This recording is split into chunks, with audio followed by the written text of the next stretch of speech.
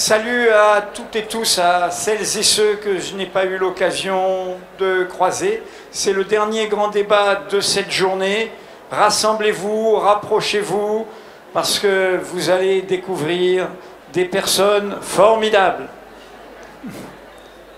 Alors voilà, d'une présidence à l'autre. Mediapart a 16 ans, et Mediapart, cette semaine, a achevé ce que les cofondateurs et cofondatrices voulaient absolument réussir, qui est la transmission entre eux, les cofondateurs, la petite génération qui a eu l'idée de Mediapart en 2007 et qui l'a lancé en 2008, et l'équipe qui aujourd'hui fait ce journal indépendant, libre, participatif, qui a près de 140 salariés, dont la moitié de journalistes. Et donc ce processus s'est achevé et a été annoncé cette semaine avec une surprise qu'on n'avait pas décidée arbitrairement, mais qui montre comment nous vivons avec notre époque, les engagements de notre époque, et notamment la révolution féministe MeToo. Vous avez là, au cœur de la direction de Mediapart, 4 femmes.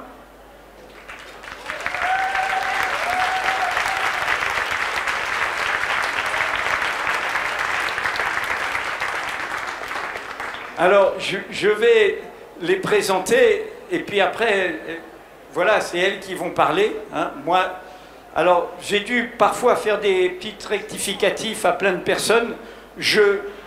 C'est un retrait, c'est-à-dire que je passe la main de toute la direction de Mediapart.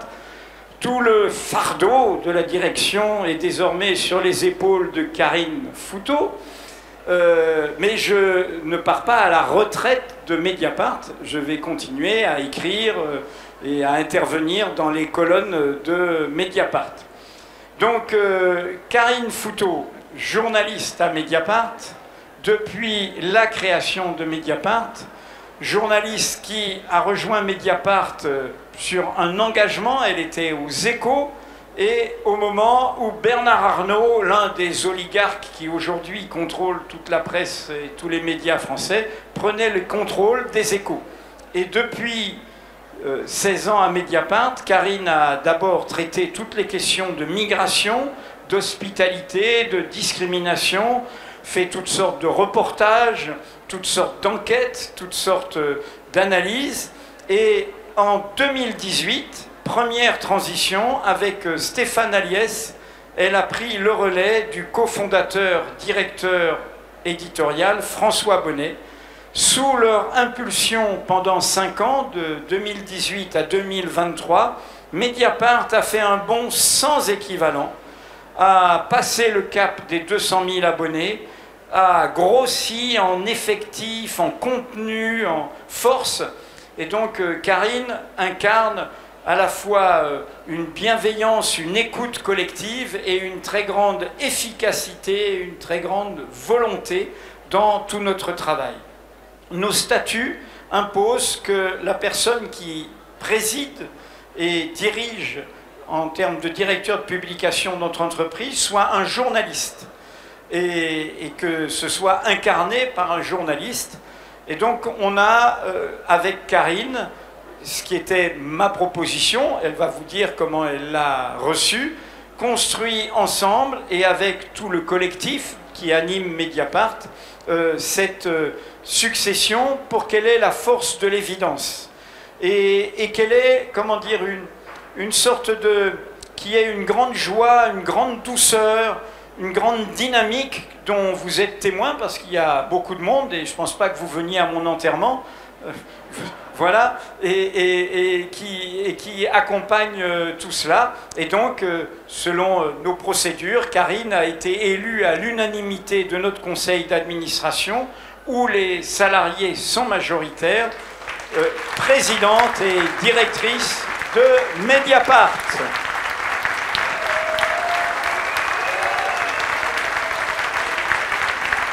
Voilà.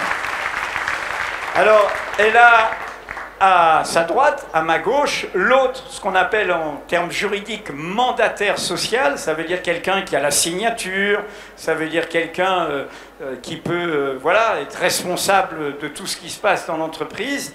Notre directrice générale, Cécile Sour, a pris le relais, et c'était la première succession féminine, parce qu'il y avait une femme. Et sans cette femme, Mediapart n'aurait jamais été une réussite. C'est Marie-Hélène Smiéjean, notre cofondatrice, qui a accompagné ces trois hommes pas très commodes, qui étaient François Bonnet, Laurent Mauduit et moi-même, et qui venaient d'un monde de l'entreprise où ce n'était pas du tout évident de s'imposer librement comme une femme féministe, affirmant ses convictions et refusant au fond ce pouvoir patriarcal ou masculiniste. Et donc Marie-Hélène, avec toute sa compétence d'entrepreneuse, c'est elle qui a fait de Mediapart cette entreprise. Nous, on savait faire du journalisme, on savait construire une équipe, de l'enquête, mais c'est elle qui a fait ça. Et il a fallu imaginer la succession de Marie-Hélène, et comme on fait souvent à Mediapart, ce sont des profils inattendus, et donc Cécile Sour, qui est arrivée, j'avais proposé deux noms à Marie-Hélène, un nom qui avait un profil tout à fait classique, qui cochait toutes sortes de cases, voilà, et puis un profil inattendu de quelqu'un qui avait travaillé un mémoire sur la liberté de la presse, qui avait travaillé en collectivité locale, qui avait des convictions, qui savait à la fois gérer mais qui avait un sens politique. Et c'est Cécile qui s'est imposée naturellement et qui, tout pareil que la force de l'évidence de Karine, est devenue une évidence comme directrice générale au sein de Mediapart. Depuis un an, c'est Cécile, la directrice générale de Mediapart.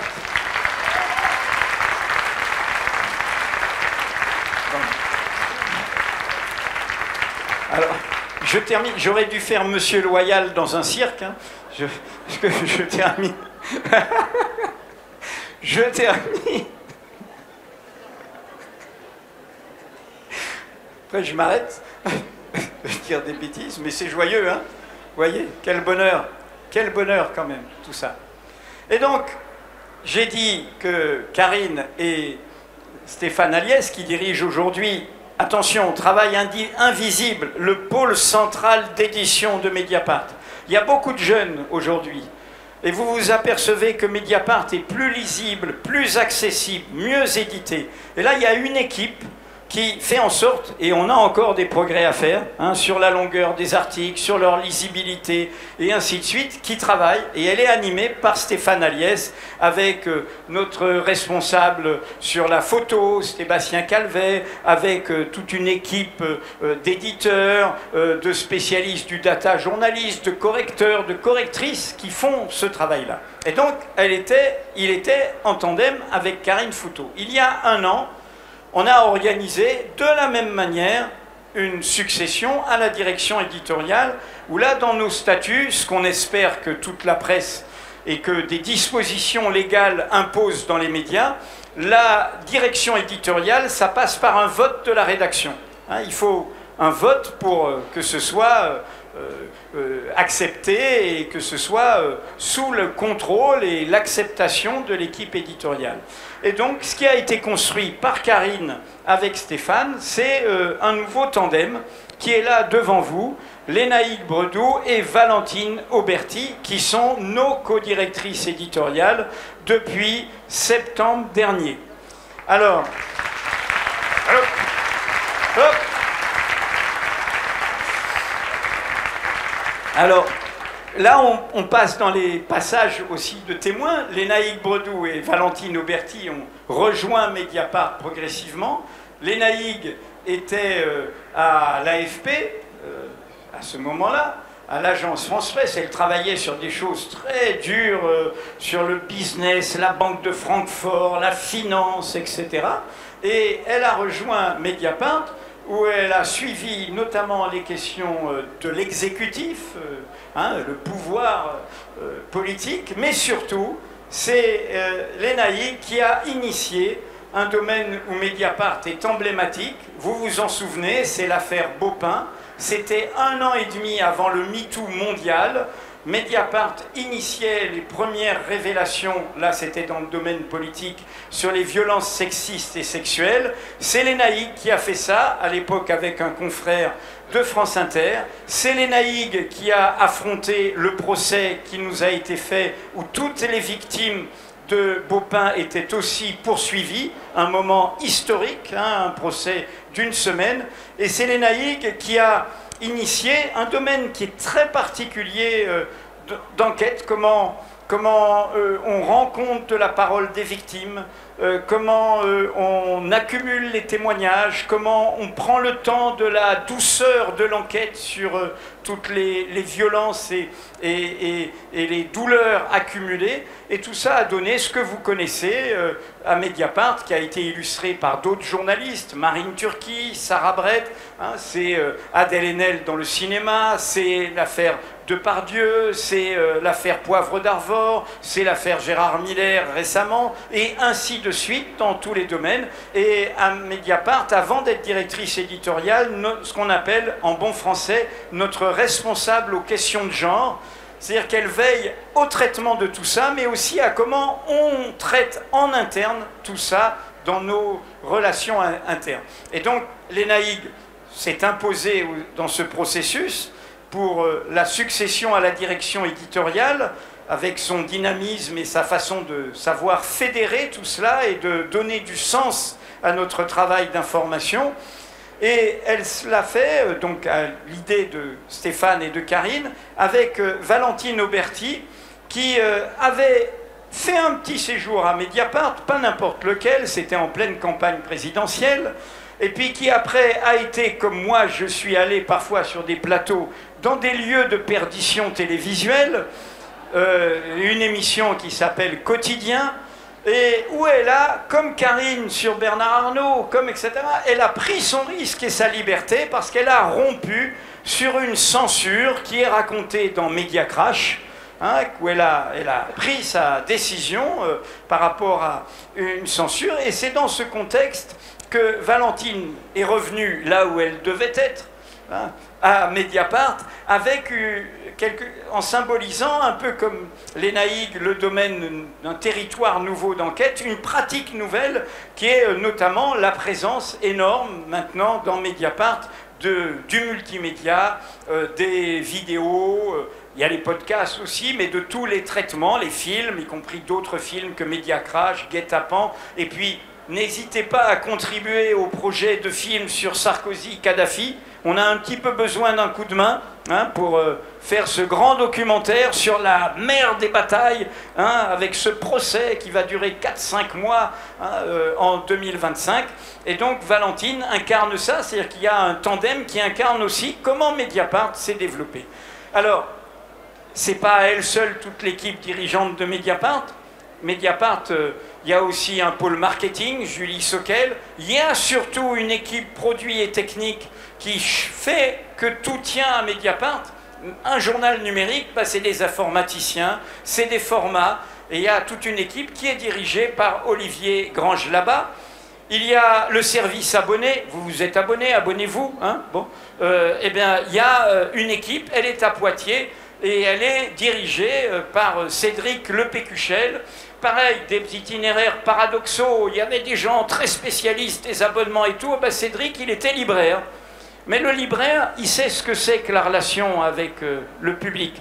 Et à Mediapart, si vous êtes abonné, ce n'est pas un algorithme qui vous répond. C'est des gens, hein, ils sont là, et c'est Cédric. En plus, il y a enfin le service... On dit communication, c'est-à-dire ça veut dire c'est les réseaux sociaux, c'est toute la relation avec le public, c'est la modération, etc., qui est animée par Renaud Creus. Et néanmoins, aux postes les plus emblématiques, il y a ce quatuor féminin. Et maintenant, je me tais, je vous laisse les applaudir une nouvelle fois, et je laisse la parole à la patronne.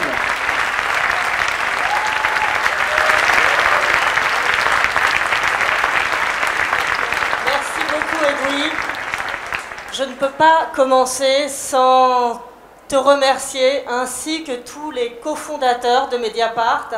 Et je les cite puisqu'en plus d'Edoui Plenel, il y a Laurent Mauduit, Marie-Hélène Sméjean et bien sûr François Bonnet, qui était l'ancien directeur de la rédaction.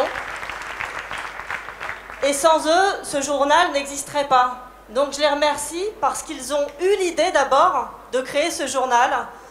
Et ensuite, ils l'ont mené là où il est aujourd'hui, un journal avec 220 000 abonnés, un journal qui est rentable depuis 13 ans et un journal qui est devenu le 3e quotidien d'information générale en France. Et ça, vraiment, merci à vous.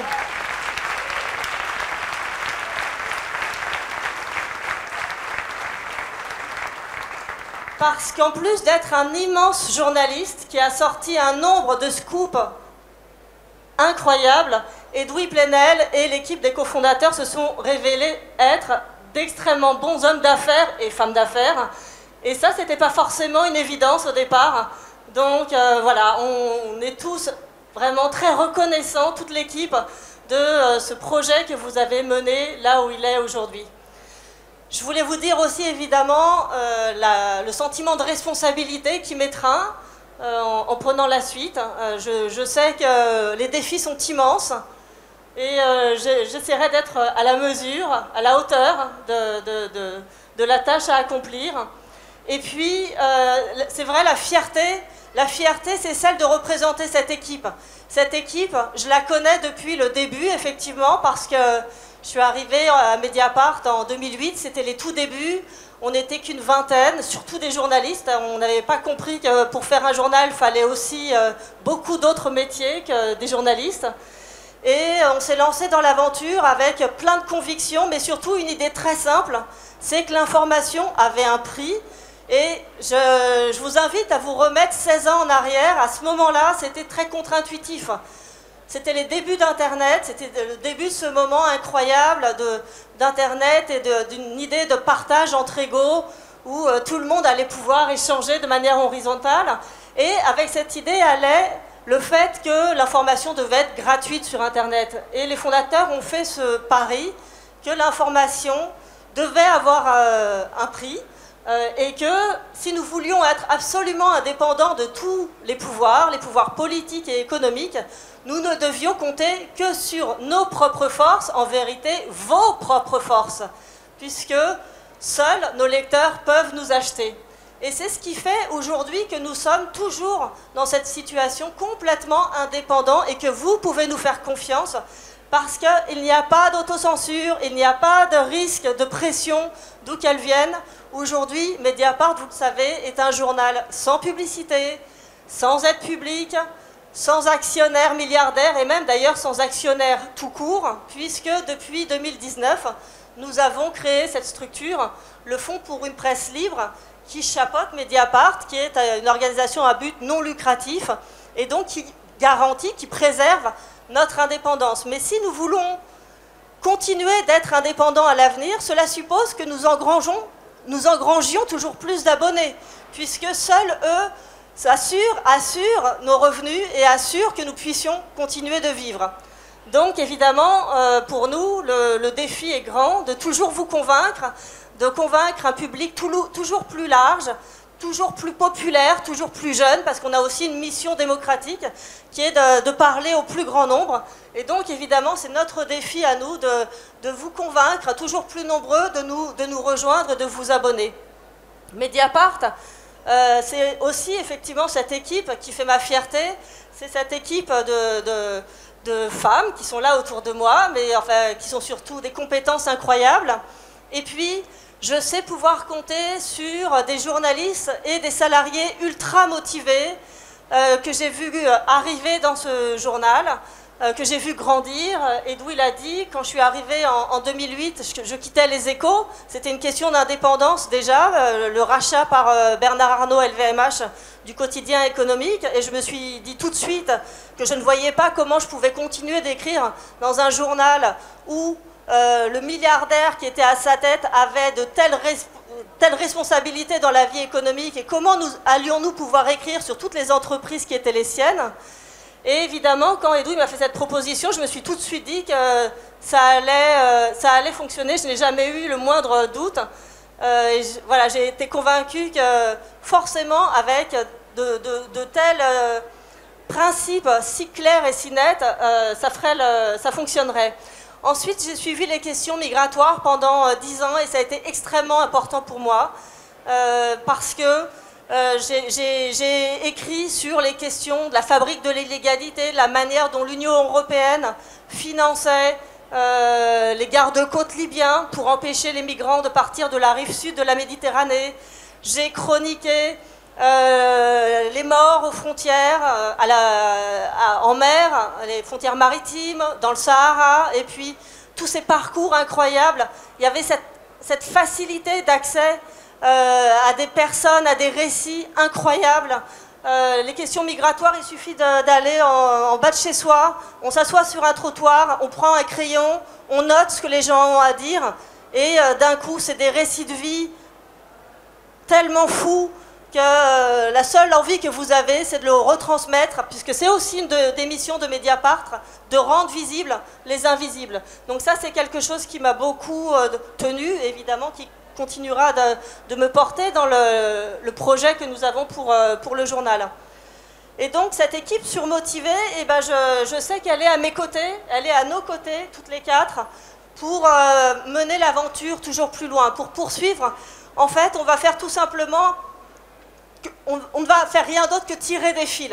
On a les acquis grâce aux fondateurs et nous, on va tirer les fils, on va pousser tous les critères, tous les leviers qu'on peut activer et on ira le plus loin possible. Bien sûr, je vous en ai parlé tout à l'heure, l'indépendance est au cœur de notre projet et donc ma responsabilité, c'est de m'assurer que jamais personne ne puisse entrer dans le capital de Mediapart. Donc ça, c'est ma boussole principale.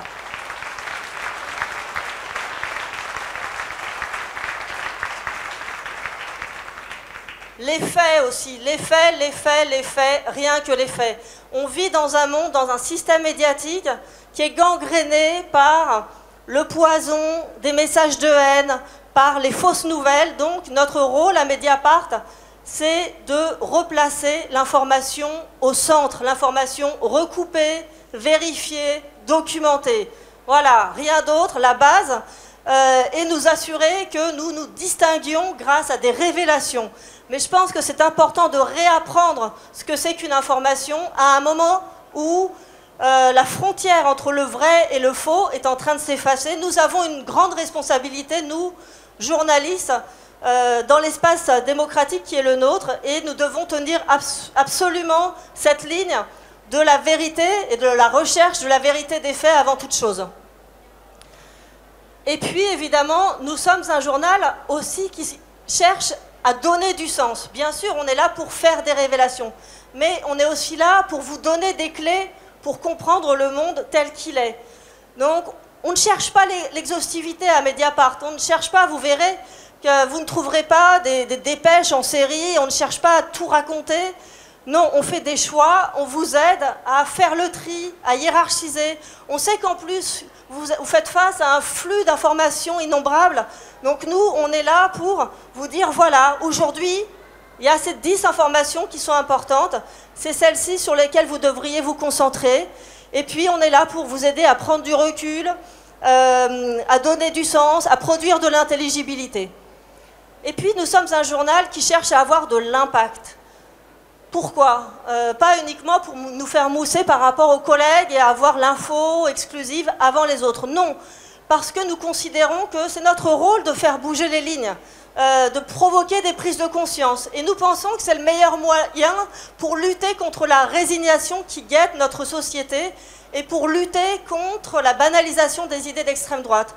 Donc oui, nous pensons que l'information peut être utile. Le journalisme est utile. En tout cas, le journalisme tel que nous l'envisageons à Mediapart est utile et doit vous permettre de trouver votre place dans la société, de vous aider à intervenir dans le débat public.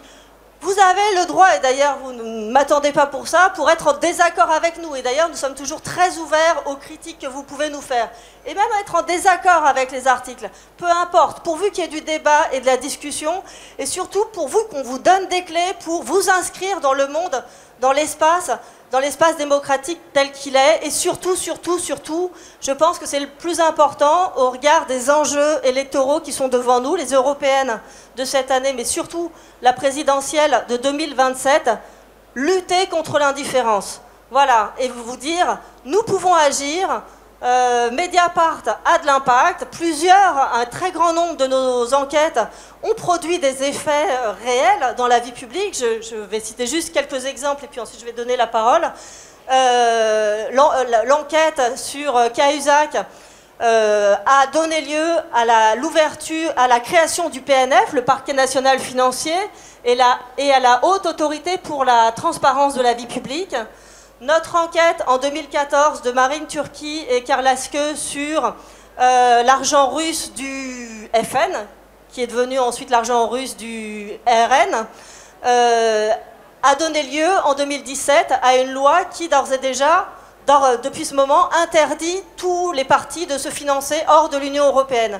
Et puis c'est vrai qu'il y a cette enquête de 2016 qui me tient beaucoup à cœur, l'enquête menée par Lénaï Bredou sur Denis Baupin, sur des questions de violence de genre, et qui donc date de 2016, soit 1 an et demi avant MeToo. Et pour moi, c'est le signe que Mediapart a su être au diapason de la société. Puisque si MeToo a surgi en 2018, c'est qu'il y avait un bouillonnement dans la société, que quelque chose était prêt à surgir. Et notre rôle à Mediapart, c'est d'être ce journal de la société, en accord avec ses préoccupations, ses attentes, ses inquiétudes, ses envies, ses désirs, et comprendre les sujets qui vous animent. Donc sur les questions d'écologie, nous voulons être en première ligne, sur les questions de violence de genre, sur les questions de discrimination, sur les questions de lutte contre l'extrême droite, sur les questions de violence policière, et évidemment sur ce qui est au cœur de notre ADN, la corruption politico-financière.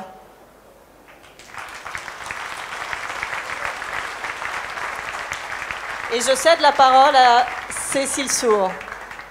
Alors, juste un mot, parce qu'on est dans ce moment solennel de transmission, et que si on ne se le raconte pas maintenant, on ne le racontera peut-être pas plus tard.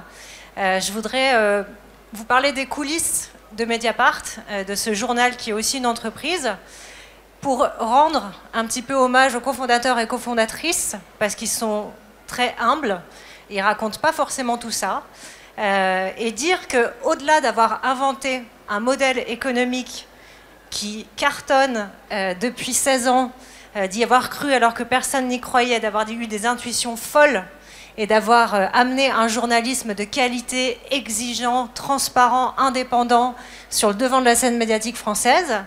Il faut savoir que dès 2016, je crois, ils ont commencé à réfléchir à comment transmettre l'entreprise, et ça c'est extrêmement rare, des dirigeants d'une entreprise qui fonctionne bien et qui réfléchissent déjà à la suite, à la fois pour sanctuariser le capital, c'est ce que Karine a raconté sur la création du Fonds pour une presse libre. Il faut savoir qu'ils sont allés rencontrer le Guardian en Angleterre, qu'ils ont allé discuter avec Bercy pour créer cette possibilité d'un fonds de dotation qui soutient la presse indépendante et qui accessoirement détient le capital de Mediapart. Et ils ont aidé une nouvelle génération, la nôtre, à petit prendre les commandes du journal, en nous soutenant, en nous conseillant, en nous faisant de la place petit à petit, qui aboutit aujourd'hui à une transmission complète d'un journal qui a un impact, qui fonctionne, avec, comme le disait Karine, toute une équipe extrêmement motivée, mais aussi extrêmement reconnaissante. Et j'aimerais bien qu'on applaudisse une nouvelle fois les fondateurs et les fondatrices pour ça.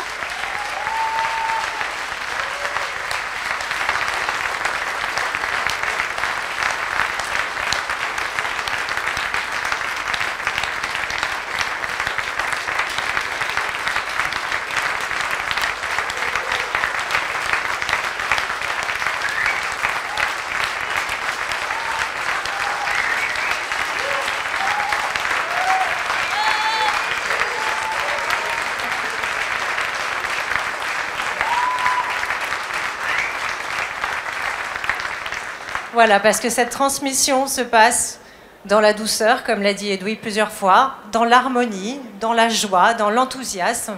Et avoir des gens aussi forts que les cofondateurs et cofondatrices, faire la place, ne pas s'accrocher à leur poste, donner vraiment leur chance à une nouvelle génération et à une génération de femmes en plus, c'est vraiment, voilà, c'est incroyable. Et voilà, j'avais envie de le dire devant vous parce que c'est un peu les coulisses, c'est un peu l'histoire de Mediapart qu'on raconte un petit peu. Mais vous êtes là parce que vous aimez Mediapart et je voulais aussi dire que c'est une chance, que c'est extrêmement rare. Normalement, toutes les transmissions d'entreprise, ça se casse la figure, il y a des luttes de pouvoir, les anciens dirigeants s'accrochent, voilà. Et nous, alors, on se revoit dans un an et on vous dira, j'espère que tout va bien. Mais jusqu'ici, c'est super.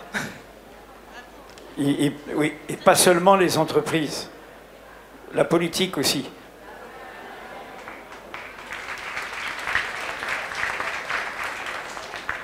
On va passer aux questions, on a beaucoup parlé déjà.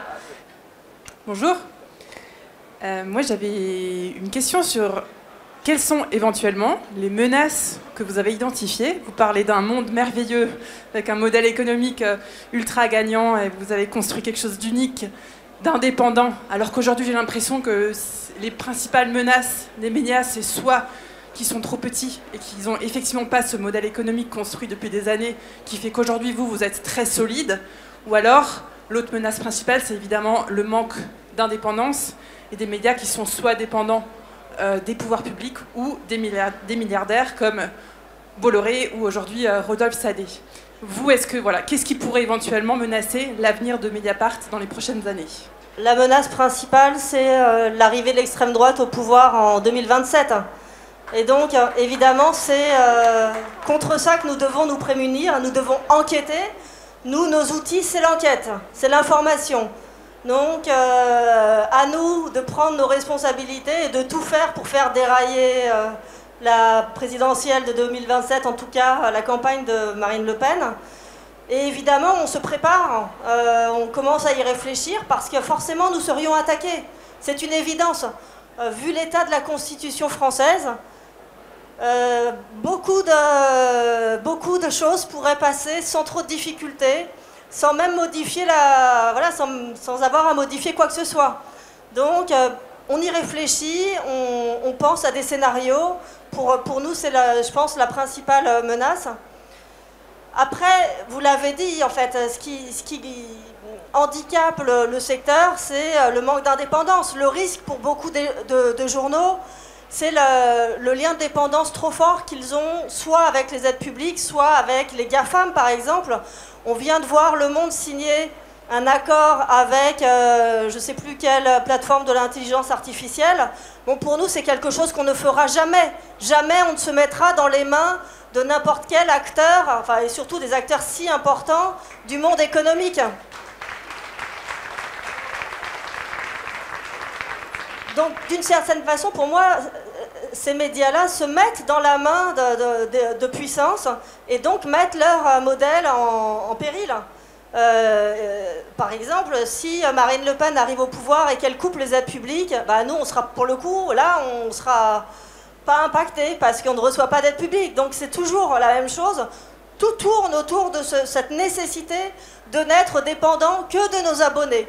Mais comme je le disais tout à l'heure, nos abonnés, ils sont 220 000, c'est formidable, mais si on veut continuer de grandir, d'avoir des forces, il faut que notre socle d'abonnés continue de grandir. En fait, il n'y a pas d'autre issue pour nous, et en même temps, c'est merveilleux parce que c'est une mission démocratique de s'adresser au plus grand nombre. Bonsoir, je m'appelle Alexia de Saint-Jones. L'occasion est trop belle, je la saisis. Vous avez dit qu'on pouvait vous contredire, alors je vous contredis. MeToo n'est pas né en 2017, mais en 2007. J'ignore pour quelle raison, malgré le mea culpa d'Alyssa Milano, malgré les nombres de récompenses que Tarana Burke a reçues, on continue à dire, et alors je ne vous pardonne pas, l'abonnée que je suis, la citoyenne que je suis, celle qui vient de lancer MeToo Black Voice, je ne vous pardonnerai pas de dire que MeToo est né en 2017. Merci à vous. Merci beaucoup pour cette question parce que c'est une contradiction que nous reprenons bien volontiers. On l'a souvent dit, on essaye de le dire. Alors, il y a une facilité à dire depuis 2007. Moi, je dis souvent parfois le MeToo officiel pour faire référence à Tarana Burke. Pour celles et ceux qui ne le sauraient pas encore, Tarana Burke, c'est une travailleuse sociale afro-américaine aux États-Unis qui, dans son travail de travailleuse sociale dans des quartiers défavorisés, a lancé le hashtag MeToo pour justement encourager au partage des témoignages de violences sexuelles qu'elle pouvait rencontrer dans le cadre de son travail ou qu'elle avait elle-même vécu dans son propre parcours. Et de fait, quand Alyssa Milano l'a relancé en 2017 après les révélations du New York Times et du New York Times sur Harvey Weinstein, Alyssa Milano au début s'est approprié en réalité ce hashtag sans le savoir et depuis ne fait plus une seule apparition publique sur ce sujet sans Tarana Burke. Et de fait on essaye nous aussi quand on parle de l'anniversaire, quand on a fait des émissions notamment avec Valentine et Marine de le rappeler à chaque fois, mais c'est très souvent oublié et c'est pas du tout un hasard évidemment si c'est oublié, c'est parce que d'où ça vient, d'où c'est parti d'une travailleuse sociale noire. C'est évidemment la raison pour laquelle ça passait plus inaperçu que les révélations sur le monde du cinéma portées par des actrices célèbres, riches et blanches.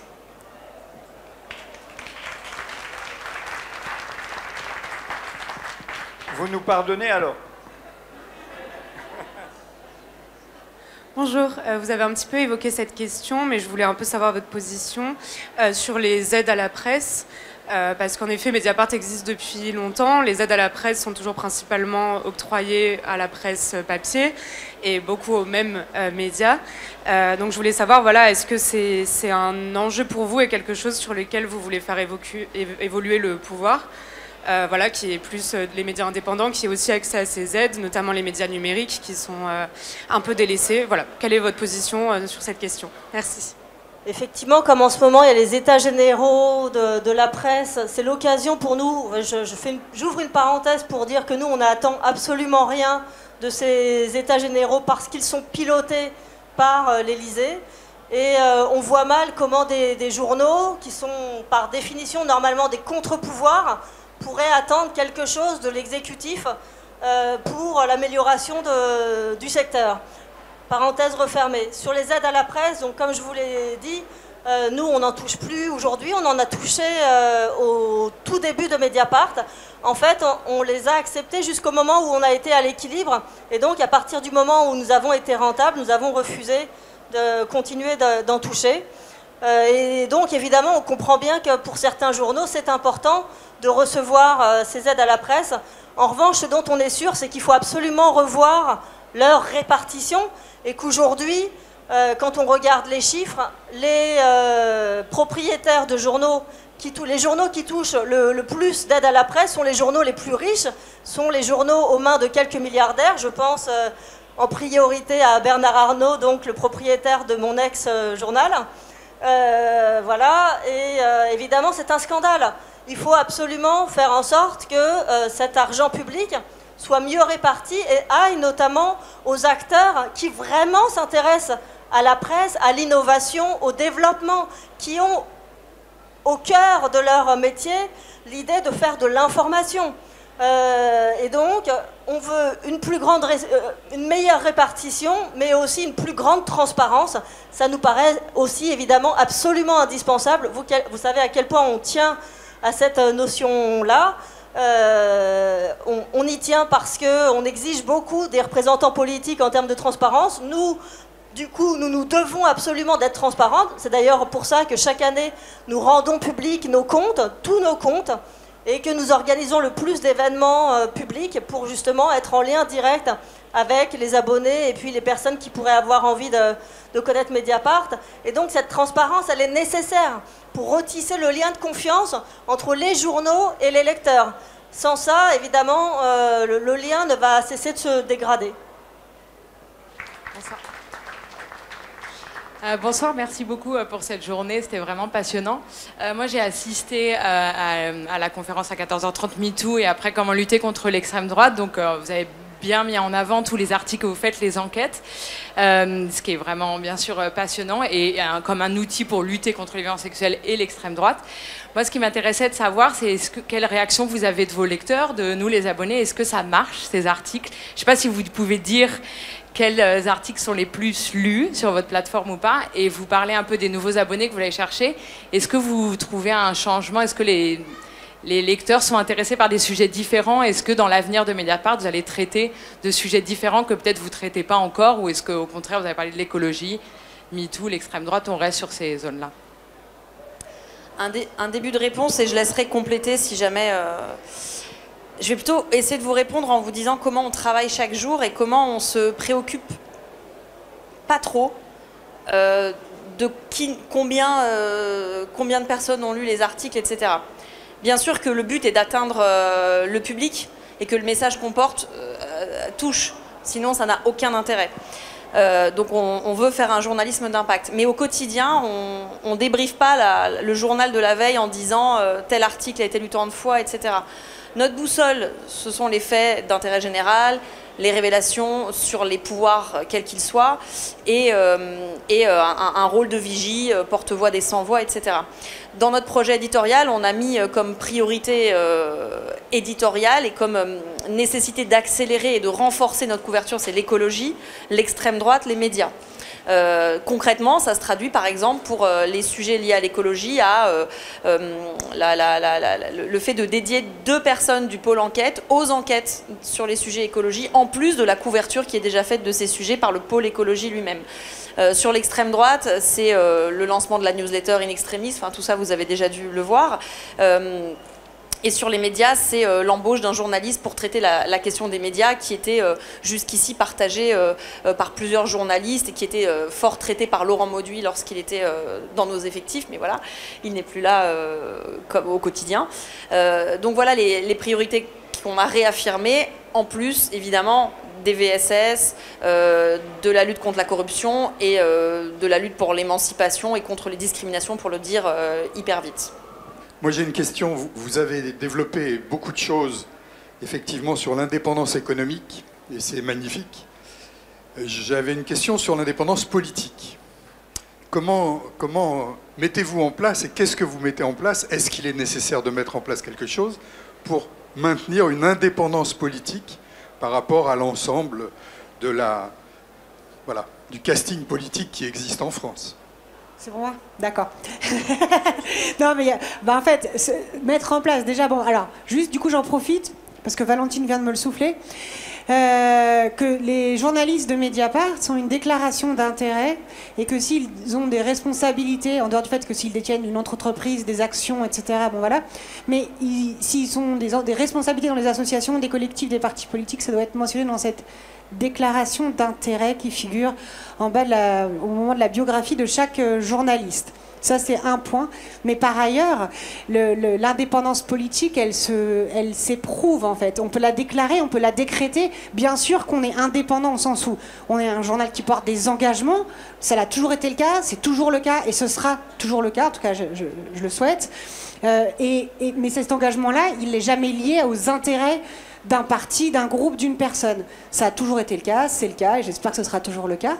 Mais ça s'éprouve, on peut le dire, on peut le décréter là devant vous, mais c'est à l'épreuve du journalisme que l'on produit, des informations qu'on diffuse, que cela se voit. Parce que nous avons produit des enquêtes sur des partis politiques, à peu près je ne sais pas s'il y a une seule formation politique qui est échappée, je ne crois pas. Et ça a parfois bousculé, pour reprendre la question sur l'audience, nos lecteurs, nos lectrices, etc., ça a parfois bousculé nos lecteurs et nos lectrices, on peut dire ça comme ça. Ça a même parfois provoqué des flambées dans les commentaires, de colère, d'incompréhension sur pourquoi on le faisait. Ah oui, on faisait des enquêtes sur Nicolas Sarkozy, mais si on fait des enquêtes sur la France Insoumise, sur le Parti Socialiste ou sur Europe Écologie Les Verts, alors on tirerait contre notre camp, etc., etc. Tous ces débats, on les a au quotidien dans ce qu'on fait. Et c'est là où cette indépendance politique, elle se manifeste. C'est que bien sûr, on porte des engagements, bien sûr, on porte des valeurs, bien sûr, on est très clair, comme l'expliquait Karine, par rapport à l'extrême droite, mais dans les informations qu'on produit, dans le journalisme qu'on pratique, cette indépendance, elle doit se matérialiser au quotidien.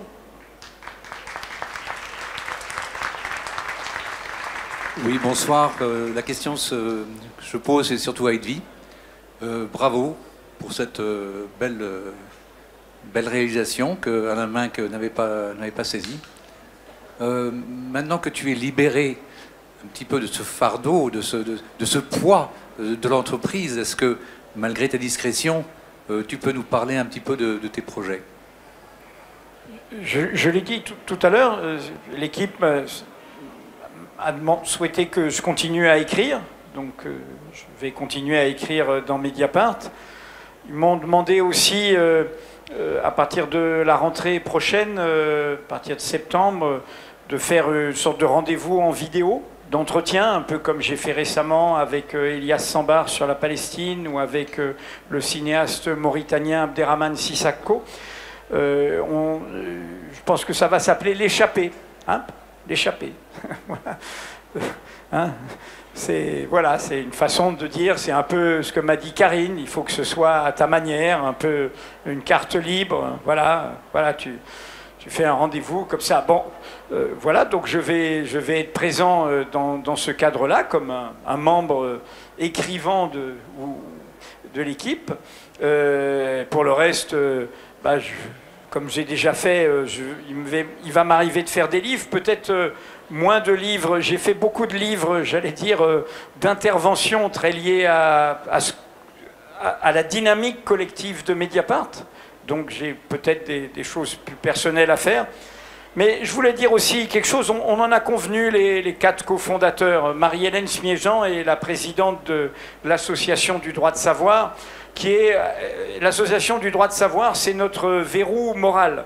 Elle a 5 membres, les 4 cofondateurs historiques, et l'ancienne présidente, puisque cette société n'existe plus, de la Société des salariés de Mediapart, Martine Orange, dont vous lisez toutes les grandes enquêtes. C'est important dans ce dispositif parce que, comme vous savez, quand vous concevez quelque chose, et c'était ça tout l'enjeu aussi de cette première transition, il faut penser à ce que ça vous survive. Et du coup, il faut penser aussi au worst case, comme on dit en anglais. Qu'est-ce qui va se passer dans 10 ans, dans 20 ans? Et donc, ce garant moral, l'Association pour le droit de savoir, on n'est pas éternel, donc d'autres salariés de Mediapart la rejoindront. Bon. Et Marie-Hélène Smiéjean en est la présidente. François Bonnet et Laurent Mauduit, et moi-même, on en est membre. François Bonnet est le président du Fonds pour une presse libre. Pourquoi je vous dis ça? Je vous dis ça parce qu'on s'est dit que quand même, par rapport à ce que vient de dire Karine tout à l'heure sur les ombres qui menacent, bon, une catastrophe que nous annonçons, hélas, sur Mediapart depuis longtemps, bon, en complicité avec l'équipe, bon, on est là, on n'est pas loin, hein, on n'est pas loin. On n'est surtout pas sur leur dos.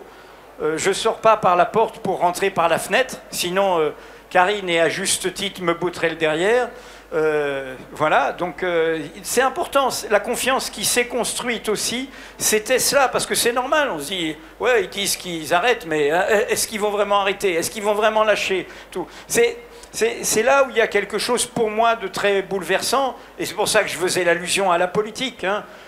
Bien sûr qu'il y a des jeunes très très vieux dans leur tête, et il y a des vieux qui peuvent être beaucoup plus jeunes dans leur tête. Bon, ça d'accord, c'est pas une question d'âge, mais c'est une question de comment on bouche l'avenir, de comment on empêche l'avenir de se construire.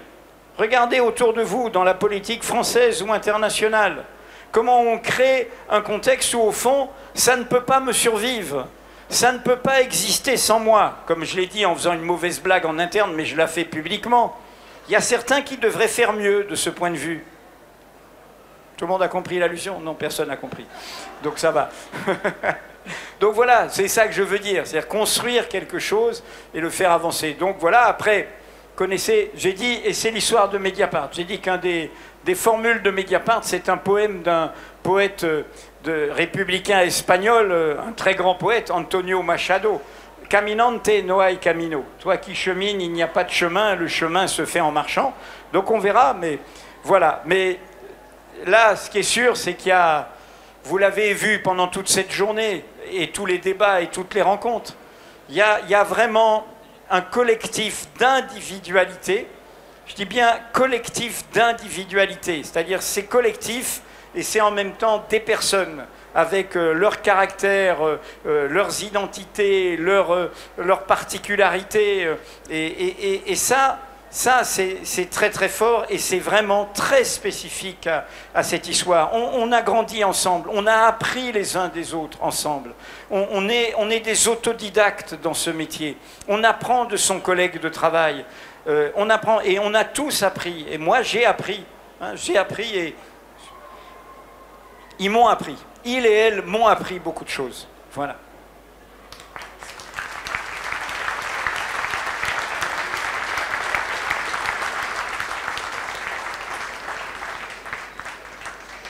Moi, j'ai une question, c'est comment ça fonctionne avec les sources? Parce que dans les bulletins qu'on reçoit, vous proposez toujours, est-ce qu'on a quelque chose à dire, quelque chose à signaler? J'aimerais que vous commentiez ça, s'il vous plaît. Les sources, on se les fait de plusieurs façons.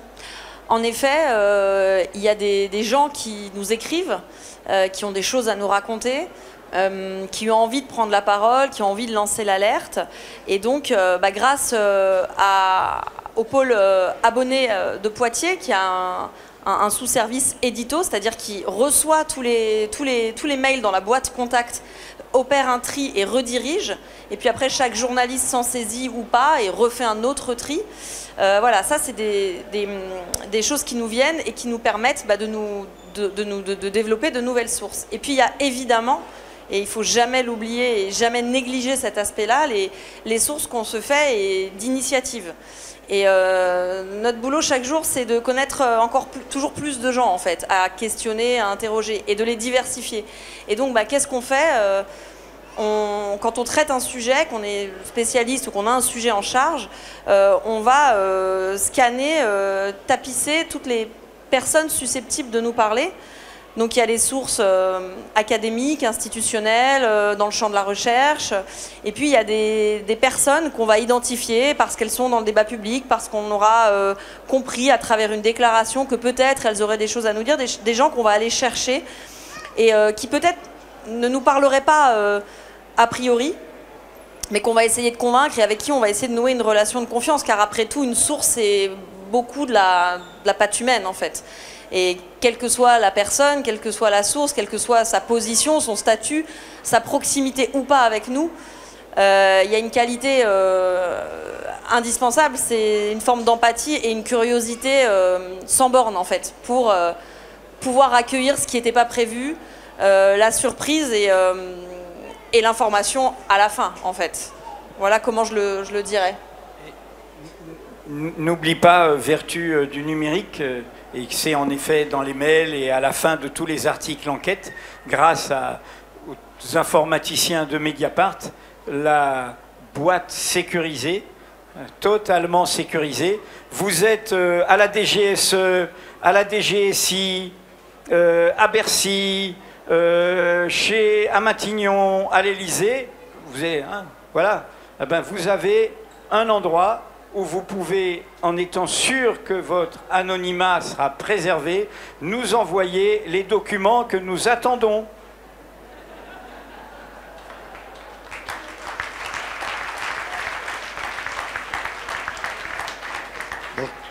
Bonsoir. Bonsoir. Merci d'exister, merci de nous donner à lire et de continuer à lire. Alors moi, je suis un lecteur depuis longtemps de Mediapart. Et avec quelques amis, ça nous a donné envie de créer un média. Ça nous a donné envie de créer un média qui va s'appeler Hip-Hop, le média de l'éducation populaire.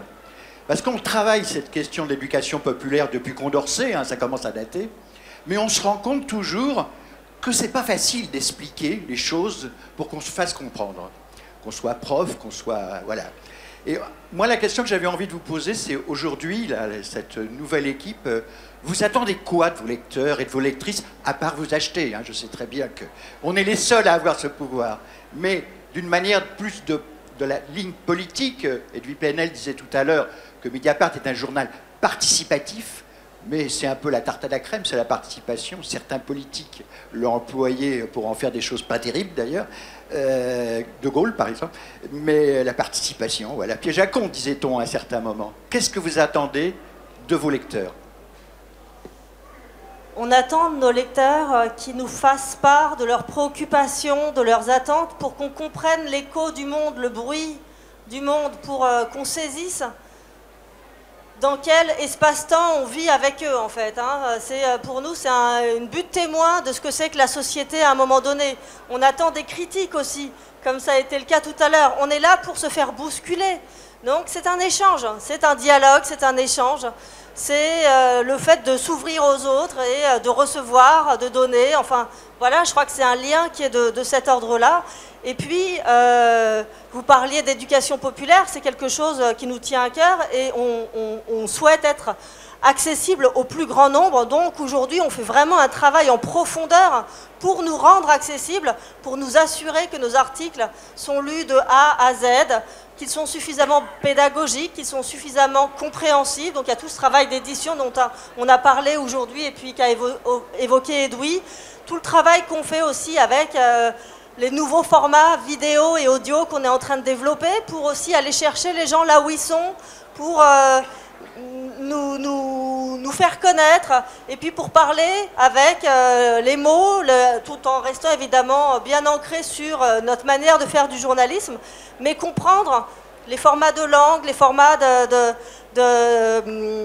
la manière, encore une fois, de nous faire comprendre par le plus grand nombre de gens possible. Et donc, c'est des nouvelles vidéos, des podcasts, de l'audio avec...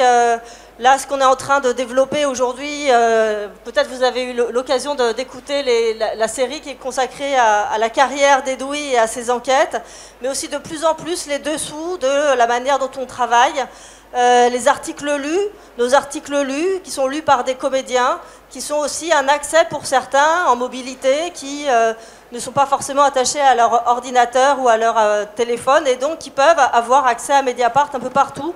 Donc en fait, c'est tout un tas de développements que je ne vais pas détailler ici devant vous, mais qui fait que nous, cette proximité, ce lien avec les lecteurs, on en fait quelque chose de très concret. On a parlé des principales menaces qui pèsent sur Mediapart, mais est-ce qu'on peut parler aussi des prochaines pistes de développement? Alors vous avez commencé à en parler là dans la précédente question, mais quelles sont vos prochaines pistes pour essayer d'avoir de nouveaux lecteurs, de nouveaux abonnés?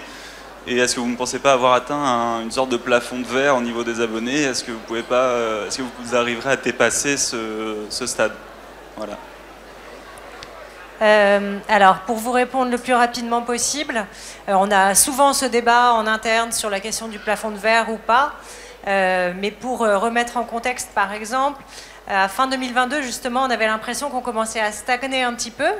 Et en fait, en 2023, on a développé des choses nouvelles, des innovations éditoriales, des nouveaux formats. On s'est rendu plus visible. On est allé à la rencontre du public dans notre tournée des 15 ans. Par exemple, on a vu 7000 personnes partout en France et à Bruxelles.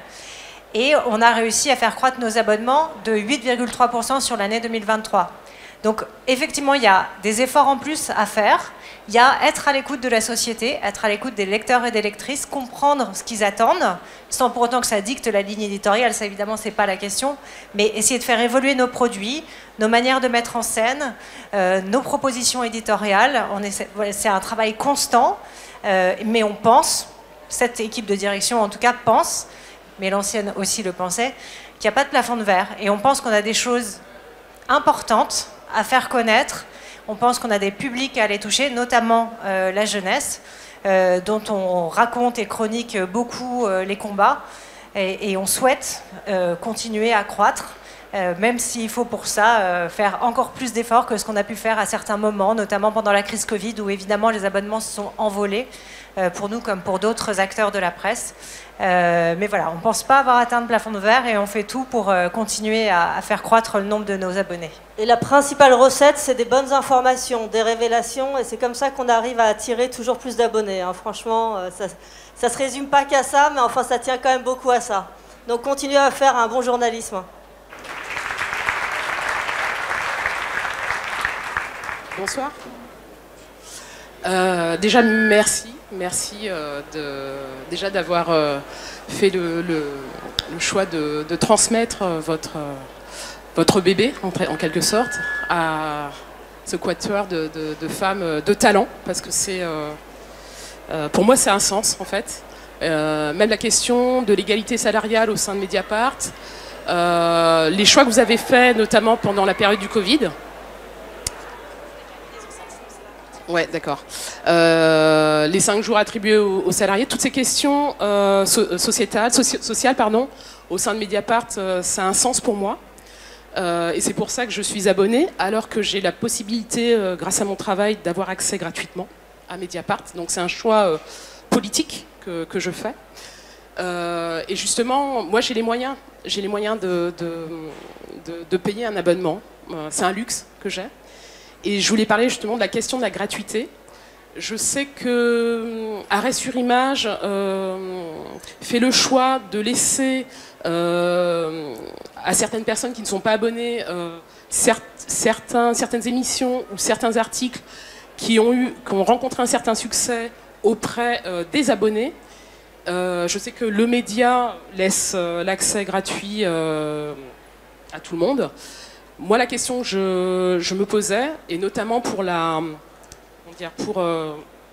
recherche de nouveaux lecteurs, nouvelles lectrices, parce que quand on fait le choix de s'abonner, c'est que quelque part on est en accord, hein, c'est de savoir, est-ce que vous laisseriez certains articles gratuits, l'accès gratuit. Je sais qu'on a la possibilité de partager, mais moi il faut savoir que parfois j'en ai vraiment un peu marre de partager à un ami, à un deuxième ami, à un troisième ami, à un quatrième ami, parce que je trouve que certains articles, en général, ils sont très bien écrits, mais il y a certains articles qui sont excellents. Et avec l'échéance qui va arriver, notamment 2027, j'ai très peur. J'aimerais que certains articles relatifs à l'extrême droite soient gratuits. Merci pour votre question. En vérité, il y a pas mal de contenus, d'articles de Mediapart. Alors, pas d'articles, mais de contenus qui sont en accès libre et qui reprennent nos informations.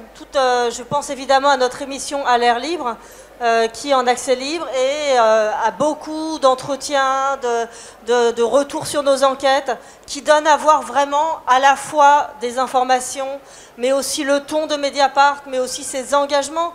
Donc, il y a tout un volet qui est déjà en accès libre, qui nous paraît pouvoir être l'espace où effectivement on peut apprendre à connaître Mediapart, qui est la première porte d'entrée. Et puis je veux dire aussi parce que vous avez bien raison, la question de l'accessibilité, c'est aussi une question financière. Mediapart se doit d'être accessible financièrement au plus grand nombre. Et là, je rappelle qu'on a quand même un abonnement à 5 € par mois. Et cet abonnement à 5 € par mois, il est inchangé depuis 16 ans. Plusieurs fois, on a dû augmenter notre tarif d'abonnement dit normal. On est passé de 9 à 11 et aujourd'hui à 12 €. Celui-là, on ne l'a pas bougé parce que justement, notre idée, c'est d'attirer le plus grand nombre possible et notamment des personnes qui n'ont pas les moyens de payer 5 €. Donc ça s'adresse aux étudiants, aux personnes à faible revenu. Et ce tarif, évidemment, il restera là tout le temps. Et évidemment, jamais nous ne demandons la moindre justification. Et d'ailleurs, nous faisons absolument confiance à nos lecteurs et nos lectrices qui choisissent cet abonnement. Et donc, bien sûr, ça c'est une question qu'on a en tête. Après, aller au-delà, c'est compliqué. Pourquoi tel article plutôt que tel autre? Bon, c'est des choix qu'on peut faire à des moments. Hein. Il nous arrive de rendre accessible à tout le monde certains articles, mais encore une fois, on a l'impression, et aussi par les réseaux sociaux, il y a beaucoup d'informations qui circulent, en fait, de contenus qui sont faits pour les réseaux sociaux. On réfléchit là en ce moment à ce qu'on pourrait faire sur WhatsApp et sur TikTok, voir si ça a du sens par rapport à nous, parce qu'effectivement, il y a des usages d'un certain public sur ces plateformes-là. Est-ce que ça peut être intéressant pour nous? Qu'est-ce qu'on pourrait faire de spécifique et qui pourrait faire sens? C'est tout un tas de réflexions qu'on a et qui ont à voir effectivement avec l'objectif qu'on a de se faire connaître avant d'espérer que les personnes s'abonnent. Bonsoir, bon bien sûr, merci, bravo, continuez. Alors, ma question, pour moi, vous êtes un journal de gauche, c'est d'ailleurs pour ça que ça me va très bien, c'est pour ça que je suis abonnée. J'ai vérifié, Wikipédia dit aussi que votre ligne éditoriale est orientée à gauche. Est-ce que c'est quelque chose que vous reconnaissez, que vous assumez? Et du coup, ma question va un peu plus loin par rapport à ce qu'on appelle la presse d'opinion. puisque bon, dans le domaine de la télévision, c'est le sujet de CNews et compagnie, on dit qu'il n'y a pas de presse, de médias d'opinion, de télé d'opinion. En tout cas pas financé sur la TNT. Par contre, là, on parle de presse d'opinion. Est-ce que du coup, vous assumez, vous êtes une presse d'investigation, est-ce que vous assumez d'être une presse d'opinion? Et en tout cas, est-ce que vous assumez d'être un média de gauche? On est un journal qui produit des informations, et si possible des informations exclusives. On a des engagements, on défend des valeurs progressistes, d'égalité pour tous et toutes, de justice sociale, de probité, de transparence de la vie publique. On est attentif au sort des minorités, aux questions de droits des étrangers. On s'assure de faire en sorte que nous vivions tous dans un monde, sur une terre habitable et accueillante pour tous et toutes. On lutte contre l'extrême droite, qu'on considère véritablement comme une menace. Voilà, mais nous ne sommes d'aucun camp, si ce n'est de celui du droit de savoir. On n'est d'aucun parti. On a fait des enquêtes sur l'ensemble des partis, sur l'ensemble des représentants politiques. On est de ce camp-là. Notre mission, c'est la mission d'intérêt public. C'est celle de révéler des informations qui sont d'utilité pour tous et toutes. Voilà.